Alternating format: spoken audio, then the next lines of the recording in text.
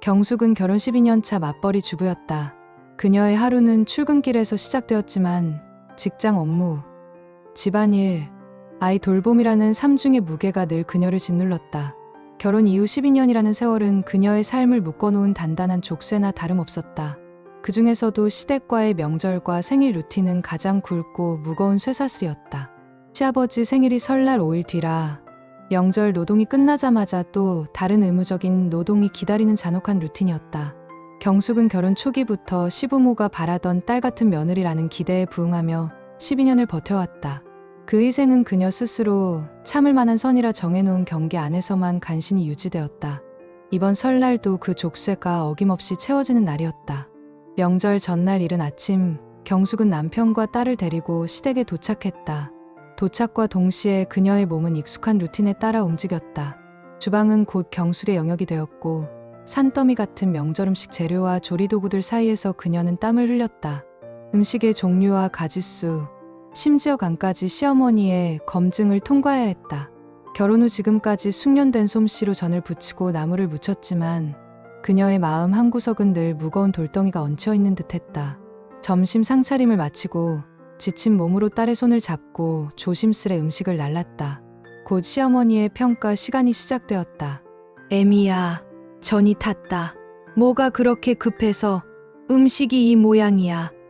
다 너 생각해서 음식 가지수도 줄였건만 나 젊어서는 시어른 모시고 동네 잔치도 혼자 치르고 했는데 명절 음식은 정성이 반인데 너 피곤하다고 너무 서두른 거 아니니? 시어머니는 젓가락으로 전을 뒤집으며 굳이 트집을 잡았다. 그리고 네 시아버지 생신 준비도 염두에 두거라. 설 끝나고 바로다. 이번엔 좀 더 신경 써야 해. 애미야, 당연히 네 시아버지 생신 전날 와서 준비할 거지? 다 너 생각해서 하는 말이야. 당일에 오면 얼마나 바쁘고 힘드니? 전날 와야 쉬엄쉬엄 일하면서 재밌게 이야기도 하고 얼마나 좋아. 네 시아버지는 간간한 걸 좋아하신다. 작년 갈비찜은 간이 너무 약했어. 경숙은 속으로 깊은 한숨을 내쉬었다. 또 시작이네. 명절 노동이 끝나기도 전에 다음 노동을 예약하는구나.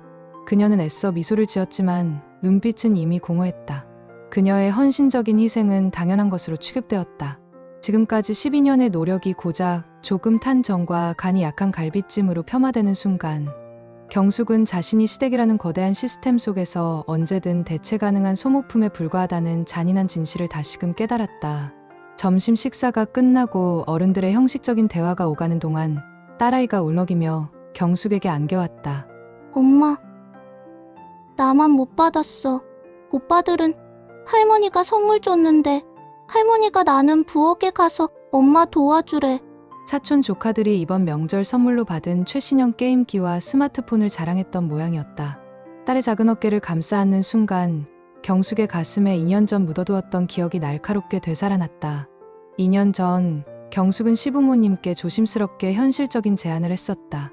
다른 집들은 명절하고 생신 같은 다른 행사가 가까우면 한 번에 몰아서 한다던데 번거롭게 여러 번 하는 것보단 좋지 않을까요?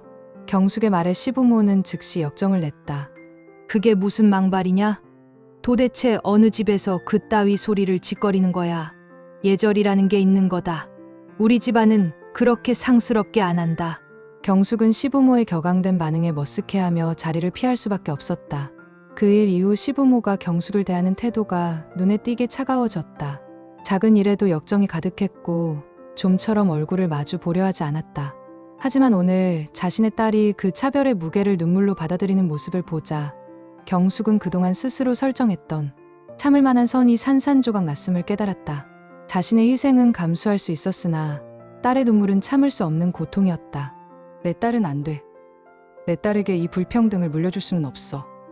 그 순간 경숙의 마음속에서 12년간 억눌렸던 모든 분노와 피로 그리고 존재의 부정에 대한 반항심이 걷잡을 수 없이 폭발했다. 그것은 더 이상 묵인할 수 없는 존재 자체를 부정당하는 고통이었다.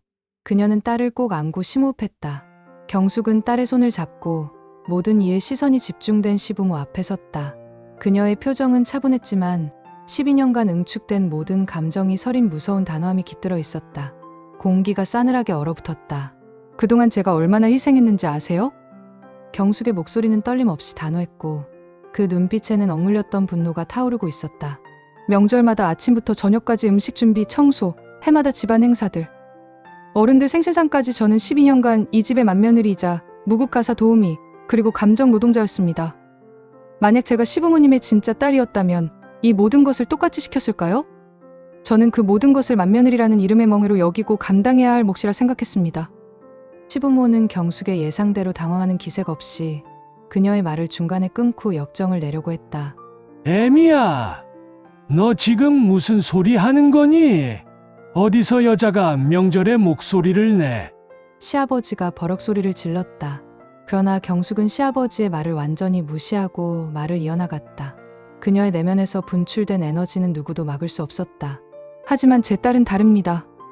제 딸은 이 집안의 굴레를 물려받을 필요가 없어요.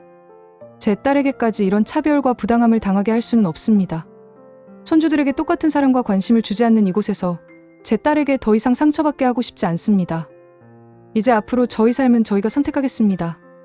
그녀는 잠시 숨을 고르며 이제껏 모든 상황을 방관하고 침묵으로 일관했던 남편 지호를 향해 시선을 돌렸다.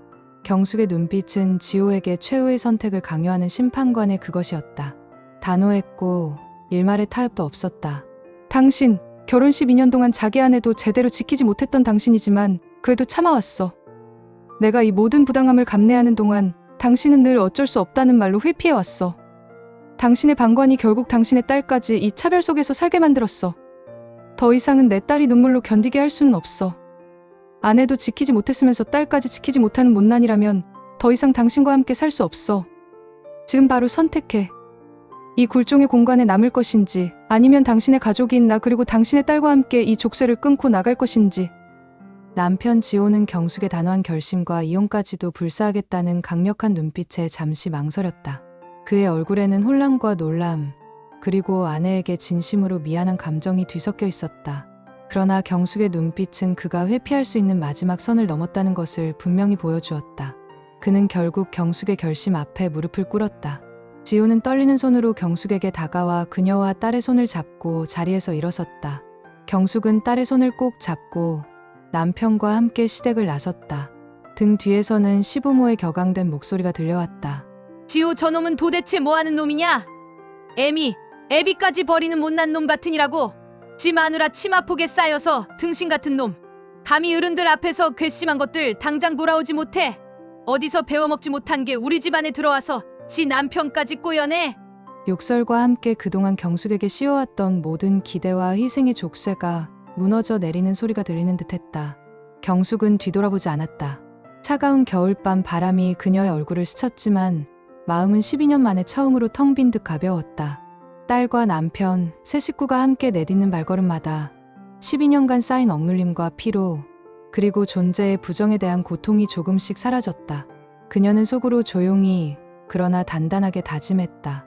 이제부터는 내 삶을 살 거야. 더 이상 누군가의 맏며느리가 아닌 경숙으로서의 삶을, 내 딸과 나, 우리만의 시간과 행복을 지킬 거야. 우리의 선택이 우리 삶의 방향을 결정할 거야. 시댁의 문을 벗어나며 경숙과 딸, 그리고 남편은 앞만 보고 걸었다. 뒤에서 들려오는 시부모의 분노와 욕설은 더 이상 그들에게 아무런 영향력도 미치지 못했다. 마지막 한 발을 내딛는 순간 경숙은 진정한 자유와 스스로 삶을 선택할 수 있는 자기 결정권의 기쁨을 느꼈다. 결혼 후 12년 동안 묵묵히 참아온 맹목적인 희생은 이제 단호한 선택과 자기 삶을 되찾기 위한 첫 발걸음으로 완벽하게 바뀌어 있었다. 그녀는 알았다. 이 균열은 이제 회복 불가능한 해방의 시작임을. 오늘도 시청해 주셔서 감사합니다. 구독, 좋아요 부탁드립니다.